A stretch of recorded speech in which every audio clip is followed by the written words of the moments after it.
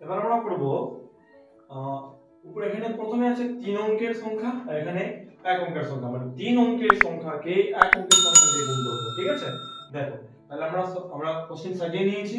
আমরা জানি যে সব সময় অঙ্ক ডান দিক থেকে করতে হয়, মানে এককের ঘর থেকে অঙ্ক করতে হয়। তাহলে নামটা কিসের পড়ি, নিচের নামটা পড়ি। নিচে কত আছে আমাদের 4, তাহলে এই 4 ঘরের নামটা আমাদেরকে পড়তে হবে, তাই তো? হ্যাঁ, কতবার পড়বো আগে 9 বার, তারপরে 8 বার, তারপরে 7 বার।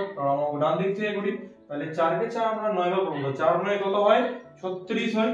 4 9 কত হয় 36। তাহলে 36 এর কত লিখবো আমরা 6 লিখবো। কেন 36 লিখবো না, কারণ এখনো গুণ করতে বাকি আছে। আর গুণ করতে যদি বাকি থাকে আর যদি একের বেশি সংখ্যা হয় তাহলে পেছনেরটাকে লিখবো, সামনেরটাকে ক্যারি করব। এটা আমার হাতে থাকবে বা ধার থাকবে বা ক্যারি থাকবে। ঠিক আছে, তাহলে 4 9 36 এর 6, হাতে কত থাকলো 3।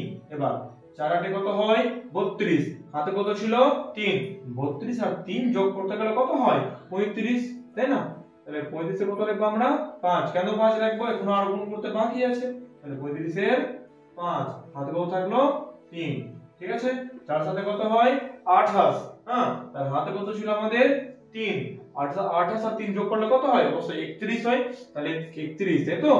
আমরা এখানে লিখতে পারি কি, অবশ্যই লিখতে পারি, কারণ এখানে আর গুণ করতে সংখ্যা নেই। তাহলে আমরা এখানে লিখে দিলাম। ঠিক আছে, তাহলে পরের অঙ্কটা করি, দেখি। পরের কোশ্চেন আছে 4 5 6 গুণিত 3।